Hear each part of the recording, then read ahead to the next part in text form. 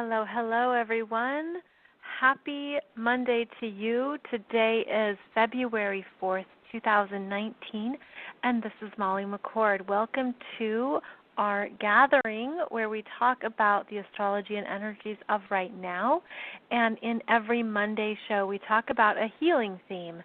So today we're going to talk about awakening and energy expansion symptoms that you might be feeling physically, energetically, emotionally, spiritually. We're going to talk about some things that are showing up, what is normal, how you can manage it, and also I want to share a few stories with you that other people have offered to share based on their own energy experiences of these times. So I hope this show brings you some better understanding of what might be happening in your world. I will also share with you how each astrological sign physically connects to a part of the body. And that can be really good to have as a reference point, whether that's looking back on your experience through life or anything to be aware of right now. So we'll cover some good things today in this show. Thank you all for joining me. Thank you for being here. Today we have a very vibrant new moon in Aquarius at 15 degrees. And there is an energy here of welcoming your new energies in. It's an integration. And the Aquarian energies take us further. So there's downloads and information, ideas, possibilities, expansive energies about where you're going and how you can conceptualize it, how you can really think about it for yourself in terms of your life. Aquarius is known as being the energy of your hopes and dreams, as your vision, as your life path. And it's the 11th sign in the zodiac, which means from the last time the astrological spiral began, back in March with Aries, there's been a collection and experience of energies in this last spiral. And I think of it as a spiral. I know it's typically described as a cycle, but we always are spiraling because energies don't end. So I see it as a spiraling up. And at this place in the energetic spiral, Aquarius gives you a higher vantage point of what you have moved through, experienced, and really had come up in your life since last March, since that Aries energy started. So now you've come to a higher place of wisdom, perspective. You can be an observer. You can understand what's happening from a higher level of consciousness. And Aquarius is meant to take us further. It's meant to take us beyond what we've known and to keep evolutionary growth happening, to make sure that you're still moving with the energies. So this new moon feels quite dynamic and exciting. It has the sense that new parts of you are coming in. And are you welcoming these downloads? Are you welcoming these energies? Every new moon is when the sun and the moon are conjunct. And at 15 degrees, it's the very middle of Aquarius. And so how are you integrating?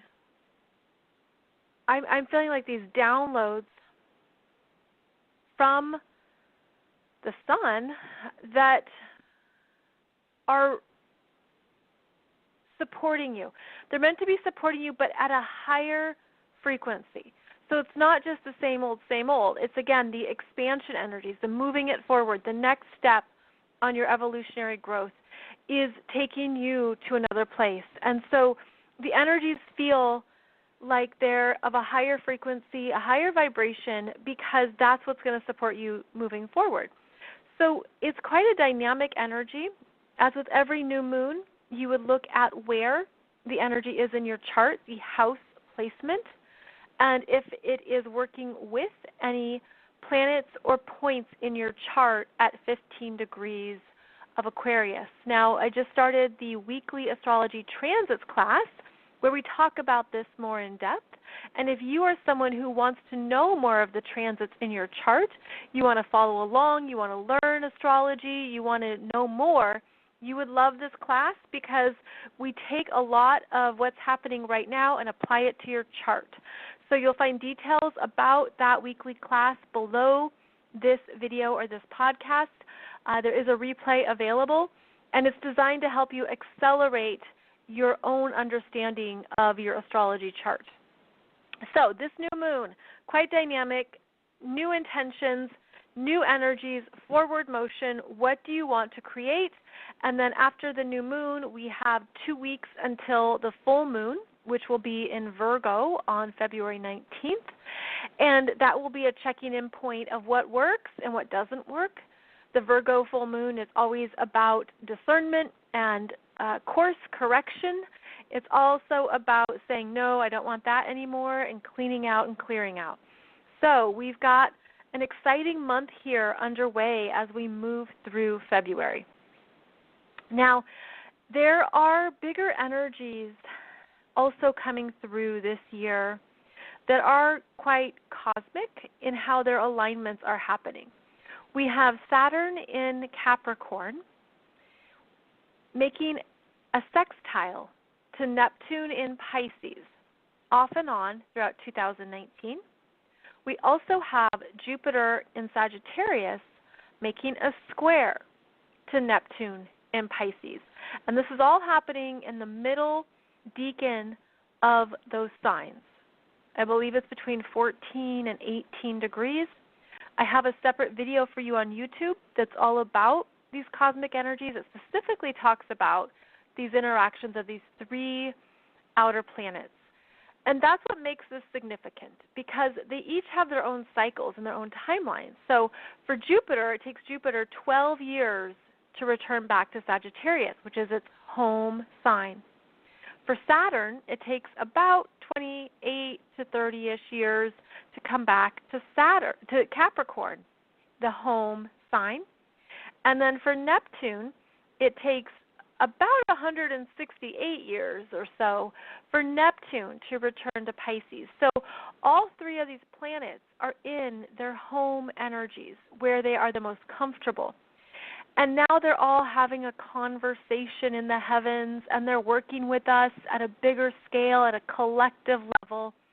And we have choices to make. We have decisions to make. We have things we've got to get clear on that we have to choose, we have to decide.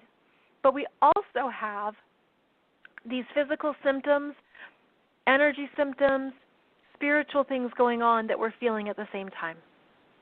So what I'd like to do is take a look at how these symptoms could be coming through, how you could be feeling them, specifically with these planets in Pisces, Capricorn, and Sagittarius, and how you might need to take care of yourself even more because of the increase in frequency, because things are shifting in a way where you can feel there's no going back, and we've known this. And so there's parts of our bodies that are shifting as well to be new. The newness in our bodies, the newness in our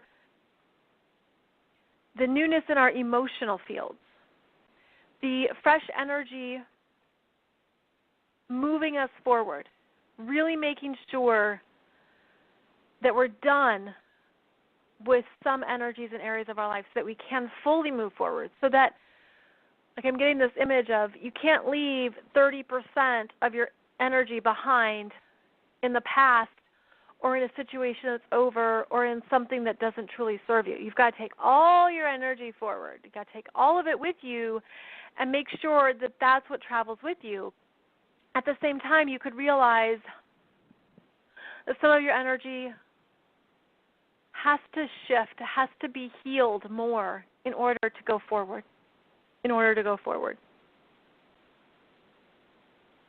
So there's a sense here that we can think about this information and we can know it, okay? You can know it. But there's more that needs to be worked with to truly integrate it.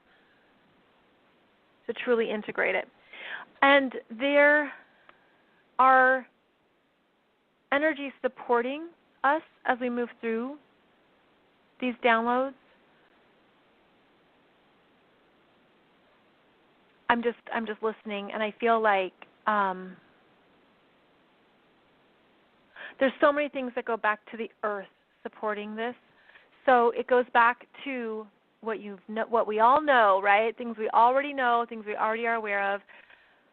Earth medicine, herbs, organic, whole grains, holistic, anything that really gets to supporting us at a clear, I'm hearing like a clear and pure level, okay? It's not big pharmacy. It's not big pharma. It's not addictive medicines. It's not anything that would have to be a long-term addiction.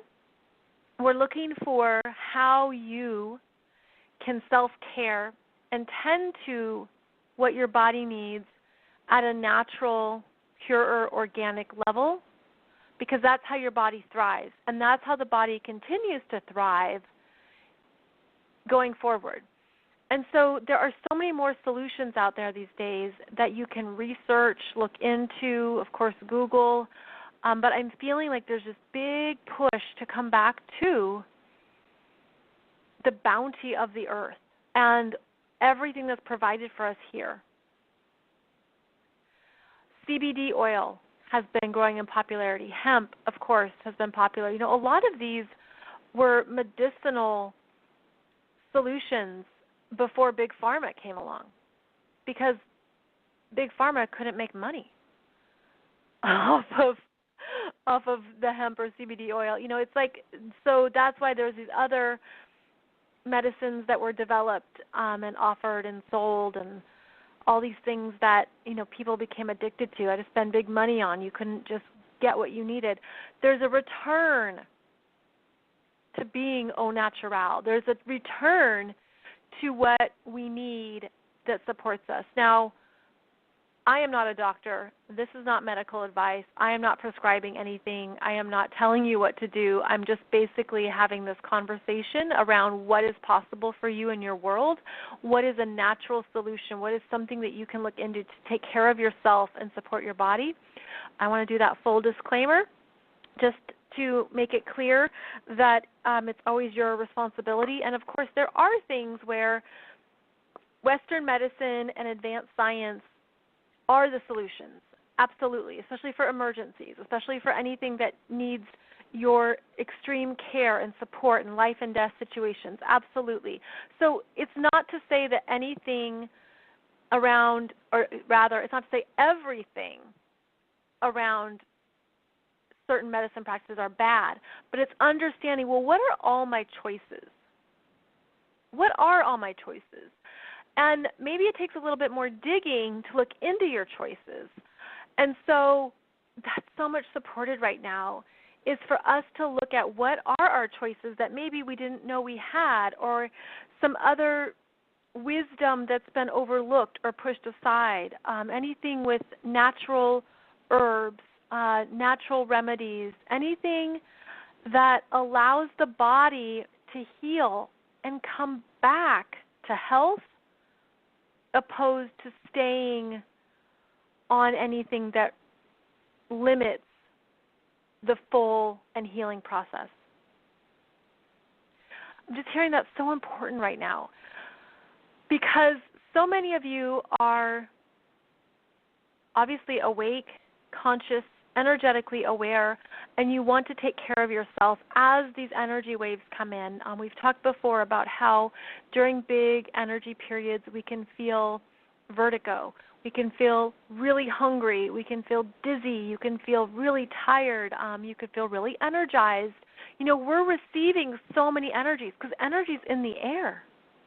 Right? It's in the air. Energy is everywhere. It's in the ethers. It's in our auras. It's everywhere. And we feel that. And as you become more awakened to these energies, you feel them more and more. And so then we have to take care of ourselves in a way that supports the healthiness of our bodies and the naturalness of our bodies, because there's such amazing systems that we have inside ourselves. So it's very important to allow your mind to go into the calmer brainwaves for sleep.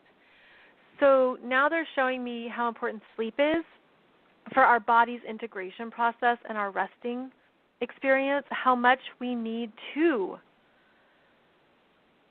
quiet the mind because of how our minds generate anxiety, stress, worry.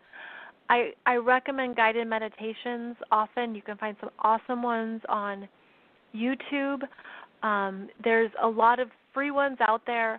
And the purpose of that is basically to calm down the mind and give yourself something else to focus on, which is why I like guided meditations. And it doesn't have to be a long thing. You can do it for 5 minutes. Really, you can. You can do it while you're resting on the couch. You could do it while you're a passenger in someone's car. I mean, there's other ways to quiet the mind. But that's really important right now because it's almost like being returned to zero, kind of the 0 point of your mental energy that allows you to not go into all the tangents and all the worry. Meditation, of course, is not new. Hopefully you have something that supports calming the mental energies, because what I'm hearing is that sleep patterns change as we ascend and as we awaken. And you've probably heard, or maybe you've experienced, how it's common to start waking up at 3 a.m. and 4 a.m. because of how our energy patterns are changing, but how our brain waves are changing too. And then it can be harder to get back to sleep. There are natural ways to work with that. There are things you can practice to calm the mind and to really get more of that deeper sleep. I feel too how waking up at 3 a.m. and 4 a.m. is part of how we return to our bodies after astral travel. And we come back and it's a jolt. You're like jolted back into this reality or jolted back into your physical self. And that's why you wake up. And that's also why it can take a while to get back to sleep or to settle back down, because you're literally coming back into this experience. So the sleep energy is important. I've mentioned before how I like Brahmi Oil, Brahmi. It's an Ayurvedic oil. It's based with sesame. It's a sesame-based oil. You apply it to your third eye, to your forehead as you sleep, and it's designed to calm the mind. Very natural, easy way to help with sleep. Anything that allows your body to decompress is important, because this is where so much work is being done when we turn off our minds. That's also why the guided meditation is important, because then you turn off your mind can't interfere, and then the body can do more work. It's like the factory can work better. I'm seeing that it can help circulation, blood flow, just energy can move when there's a peace in the brain. Very important, whatever you can do, when you can do it. And it can be harder some days, in all honesty, when you have like higher stress periods or more on your mind, but then that's when you have to really make time for it, because that will make such a difference in sleep. So our bodies are doing so much as we slow down and our minds can be dormant.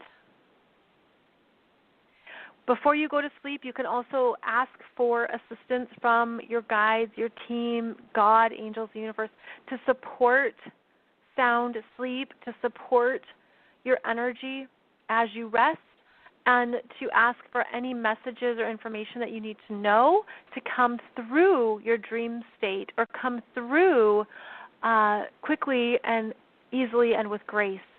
And then you could wake up the next morning and you have the solution, right? Or you get going on your day, and then you understand something that is important. So ask for that support, ask for that clarity. You can also ask for anxiety, stress, fears, worries to be removed as you sleep. It's very simple to just ask for it. And okay, so now I'm seeing a body laying down, and imagine your body being covered by a cocoon of white light.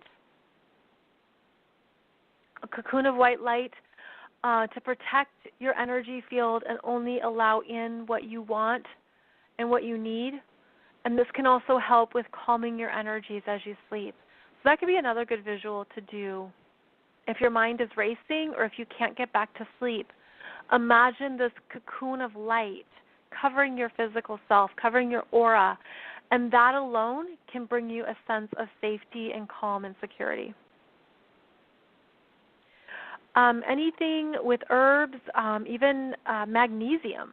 Magnesium is great for helping us sleep because we can be deprived of magnesium in our natural diet. So look into that. I know there's other things that people use that are natural and supportive for their sleep cycles. So make sure, and again, do the research and look into what would support you naturally in a very gentle, I'm hearing compassionate way. Compassion for what our bodies are experiencing right now especially. So I'm going to share with you here a story that was just shared with me by one of our listeners, Lynn, and it pertains to the time I spoke to you about light discs, like discs of light being inserted into the spine and working with our skeletal systems, the skeleton energy, the bones, teeth, anything that composes the structure of the physical body relates to Capricorn. And we have Pluto in Capricorn and Saturn in Capricorn. So our bodies are going through a lot. Pluto is tearing down the structures in our bodies, and Saturn in Capricorn is showing us where we're getting stronger and where those parts of us need to regenerate and be upgraded. I'm also hearing stem cells. Stem cells are part of where the energies are being worked with. So Lynn reached out to me and shared a story here that I'm just going to share with you in case this is anything that you've experienced or that you could relate to. And she says that, Molly, your mention about the light discs being inserted into the spine is exactly what happened to me in December. I woke up in excruciating pain and back spasms. I could not move at all with ease. The night before, I was completely fine, and I had done nothing in the days prior that would have set it off. Everything was 100% out of the blue. It was so bad that I considered going to the emergency clinic for muscle relaxers. The pain at night was almost unbearable. It would take me almost a full minute to be able to move from one side to my back. Lying down was horrible.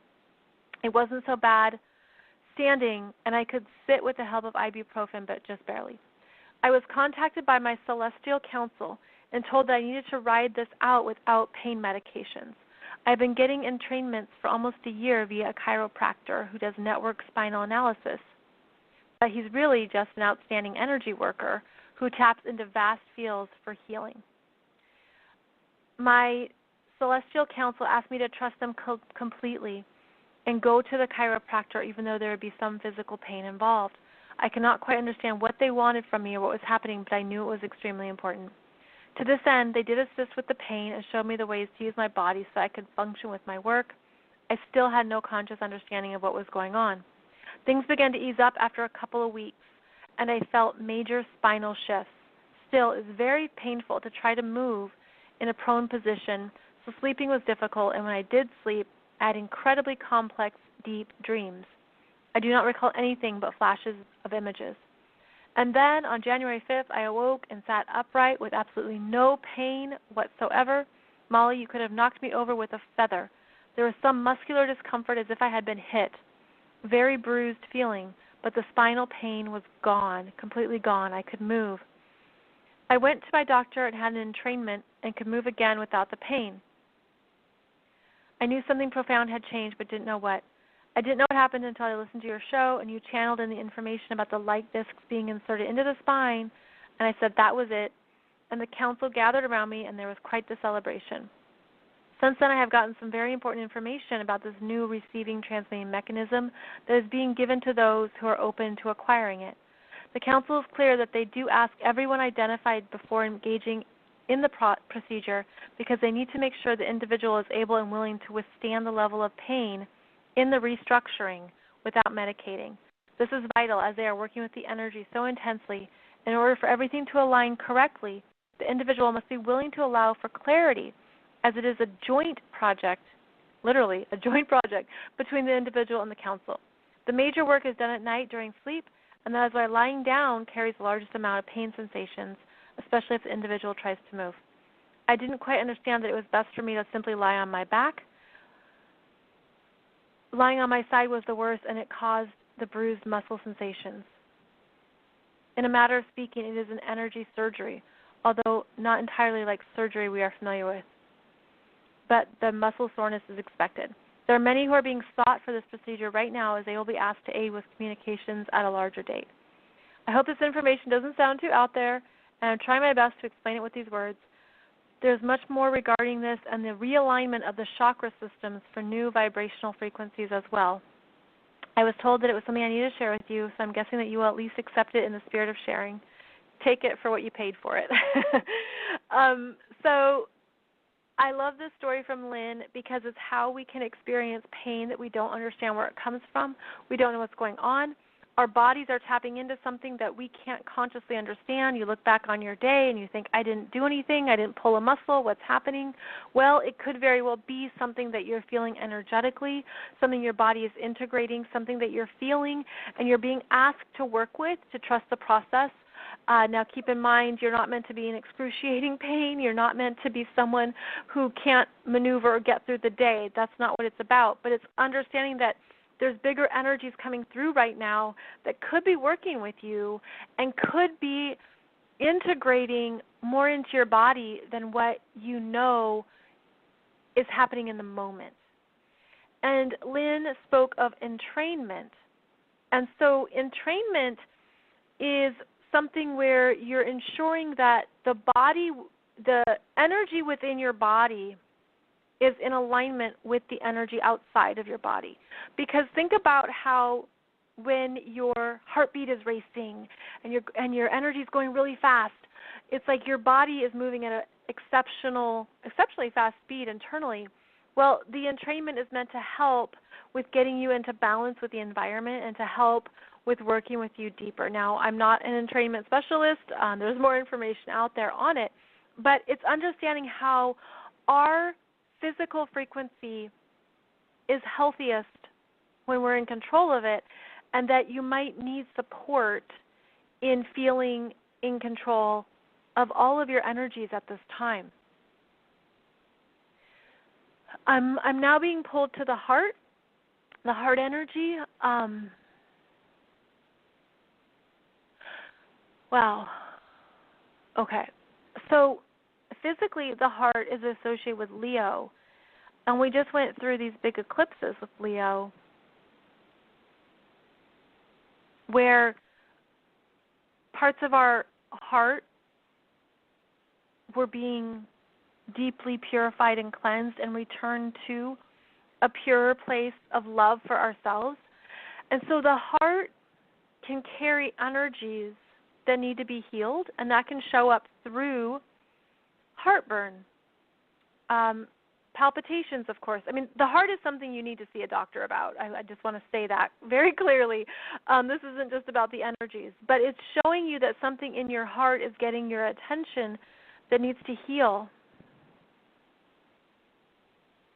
And I'm just seeing how the heart can be put back together in an even stronger way when there's that resurgence of true courage, true self-love, honoring yourself, honoring your needs, honoring your own strengths. There's a nobility. It's sort of like being stronger in yourself. In your self-love can heal these deeper heart energies, but particularly around the heart chakra, of course, is what I'm really talking about, is the energy of the heart chakra. And making sure, because now I'm seeing like making sure there's fresh blood, so fresh energy coming into the heart chakra, and that energy feels more sparkly.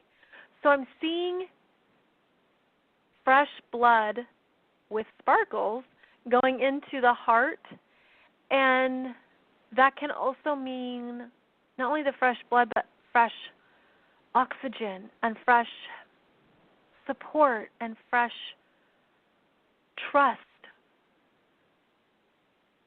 You look at how amazing the physical heart is in the body and how it pumps blood and how it keeps us breathing and alive. And here we are because of our hearts. You know, we're existing because of our hearts. And I feel like there's some energy here.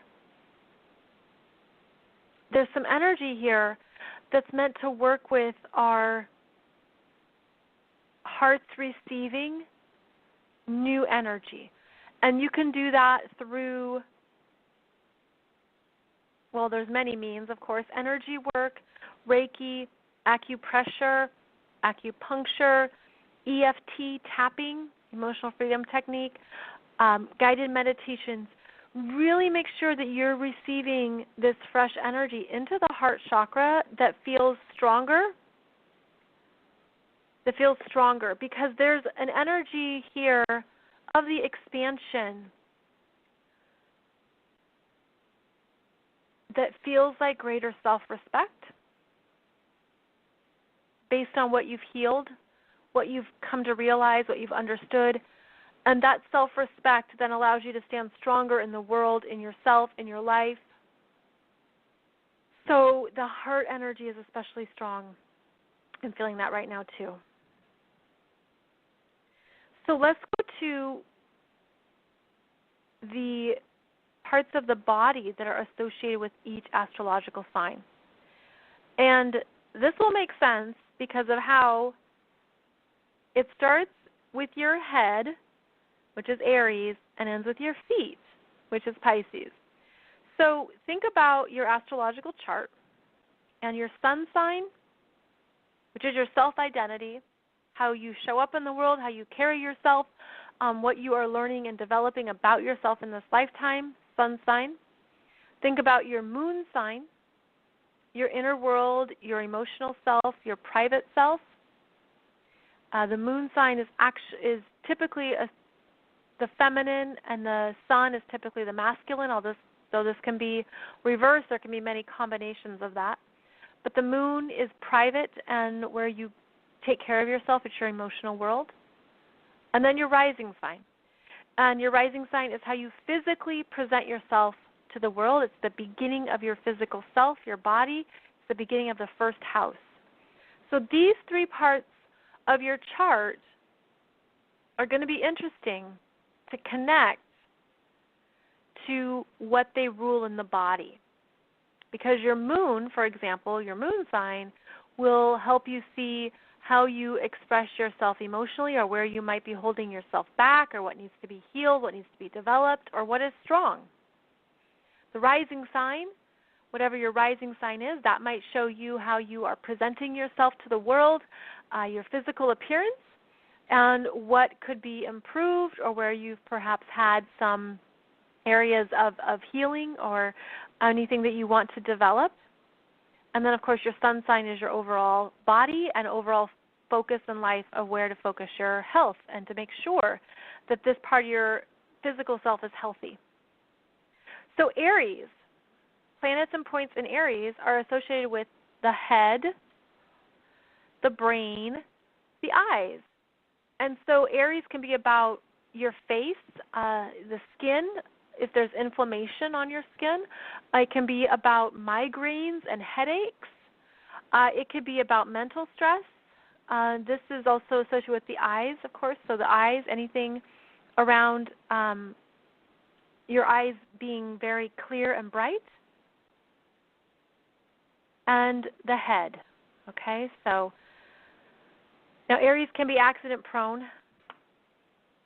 And they also are connected to the adrenal glands.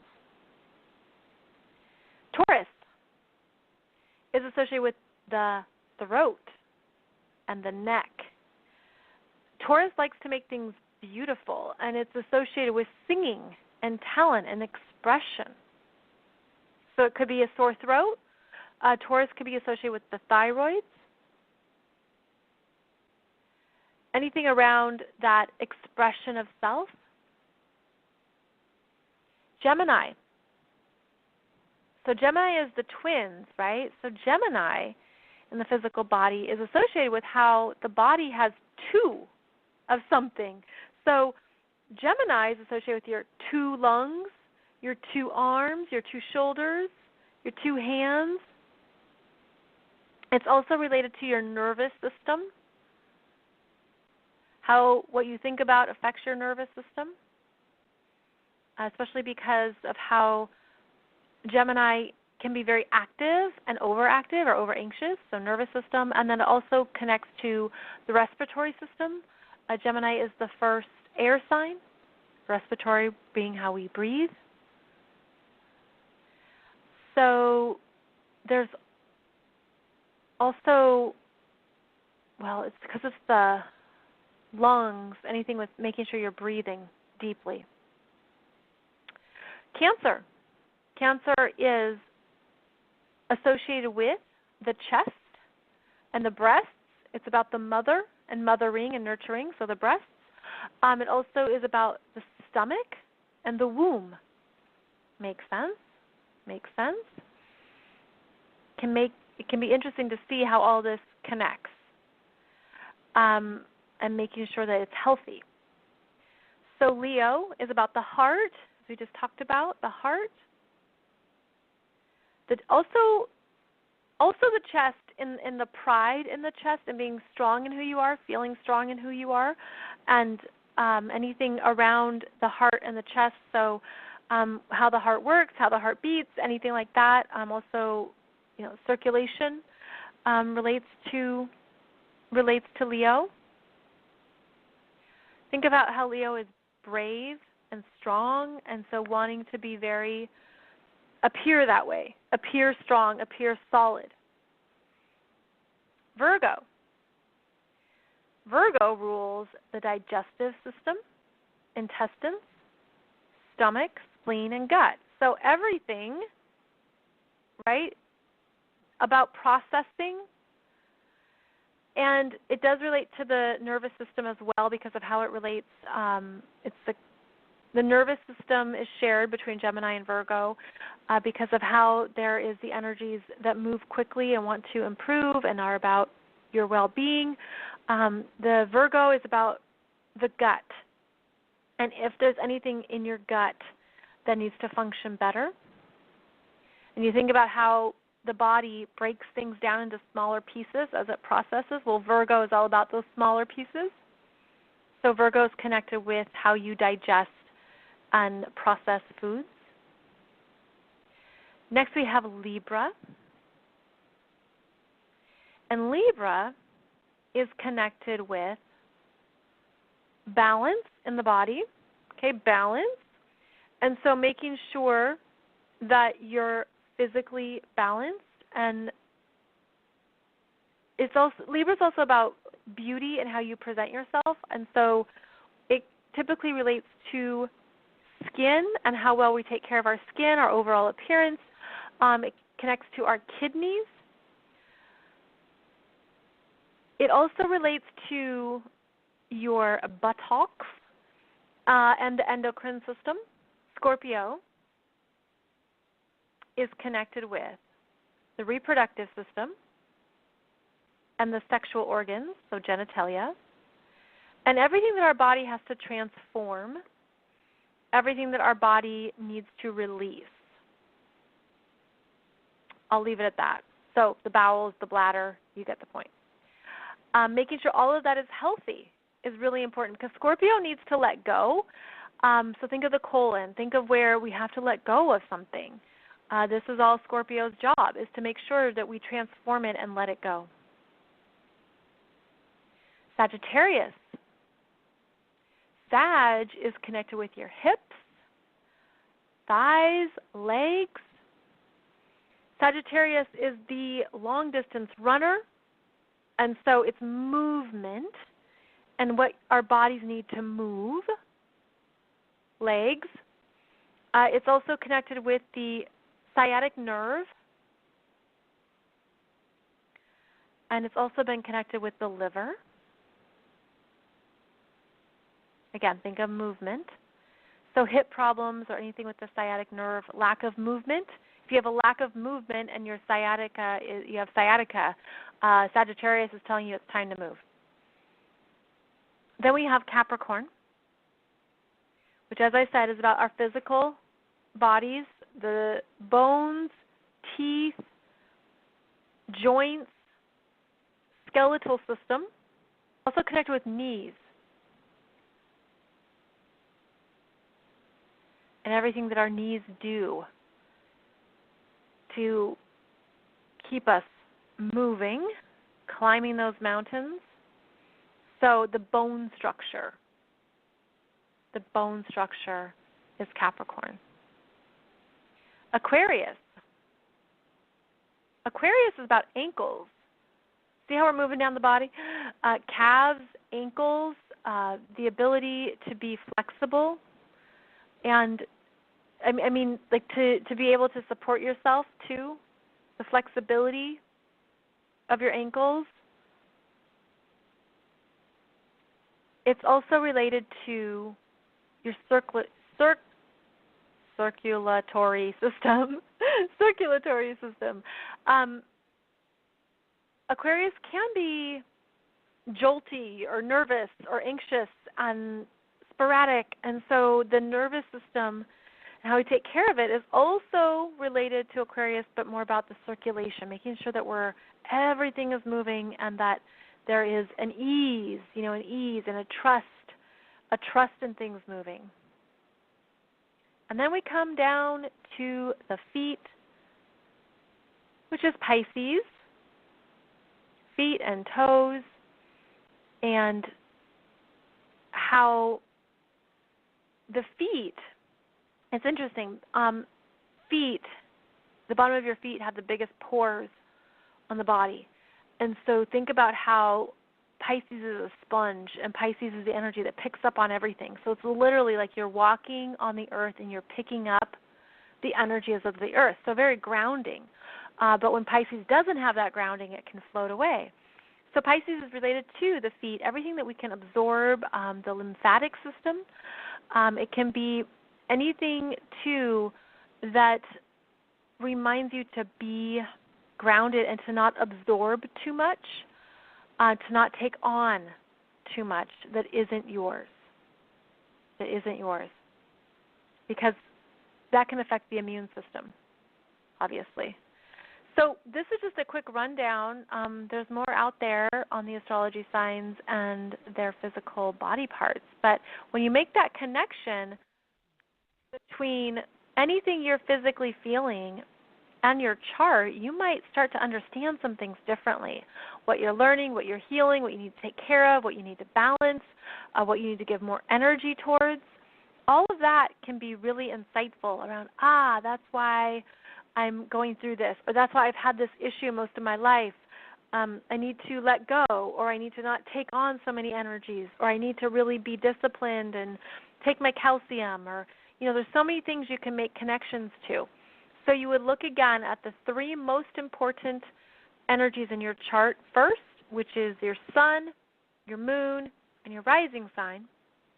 Then you also want to look in your first house, if there's any planets there, and then your sixth house.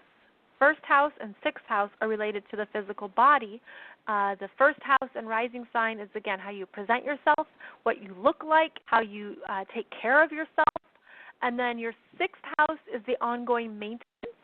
It's your daily life routines around what you eat, how you exercise, what you do regularly. Those are all the sixth house. And the sixth house can be a place of understanding your health. And the 12th house can be a sign of understanding your health too. This area of astrology is called medicinal astrology or medicine astrology, and it's a whole subgenre of astrology that if this is of interest to you, you might want to look into it even more and read some books on it, because it could also help with these bigger energies that our bodies are feeling. It could help understand what you need. I do recommend going to anyone who can support your natural healing process, any kind of body healer, energy worker, acupuncturist. I'm always, 2 thumbs up about acupuncture. Anyone who works with the body, naturopath, nutritionist, herbal medicine, any of that, because there's more available for us right now to use that will support us, that will really support more about what our bodies need in these higher frequencies. It's going to continue. It's absolutely going to continue. It's going to be essential to establish the new patterns and habits that support your body's ability to be clean and pure more than ever. More than ever. And what I'm feeling is that you can ask your body what it needs. Have a conversation. Listen to the messages. See what comes up. Ask your body what it needs. And if something comes up in a conversation or a recommendation or something that you see that sparks your interest, that might be a clue or something to follow that gives you a path.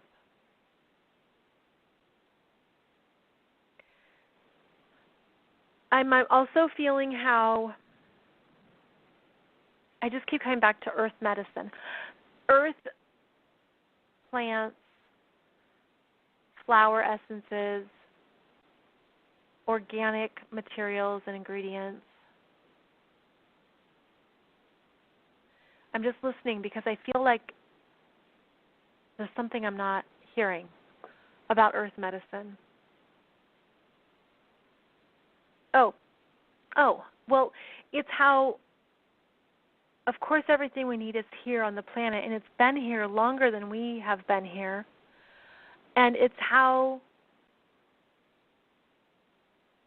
every continent on the planet has ancient wisdom to teach us. Every continent on the planet has ancient wisdom to teach us, because every continent has what it needs to survive in that environment. Okay, so localism, right? Like being local in sourcing what you need and what your ingredients are is part of what we're supposed to understand too. Okay. Continent-based earth medicine. Well, that's cool. I've never heard of this before, so there you go. That might help with where you're located, where like if you move continents, you might need something else that supports you differently in that environment, in that temperature range, right? So continent-based earth medicine could really be more healing, or at least bring in more solutions and more choices. So what I'm also hearing is to keep expanding your choices in what can work for you with these energies that are going to continue to come in, because there's a natural remedy for everything. Again, this doesn't apply to emergencies or surgeries or anything that's life or death, but it's understanding that in terms of our everyday lives, there's always been ingredients available to source from. Okay, I'm going to leave it at that then. That sounds good. So, friends, I will see you back here on Wednesday, where we will talk about the astrology of right now as we move into February. I hope you have a beautiful new moon in Aquarius, and that you've got those intentions clear, and or at least you're getting clearer on the visions, inspirations, and direction of your life. And thank you so much for joining me. I so appreciate your energy and your contributions, and I hope to see you back here on Wednesday. And remember, there's more information below this podcast, below this video, of things that I'm offering for you right now for your own astrological studies and spiritual growth. Thanks, friends, and I'll see you back here soon. Take good care.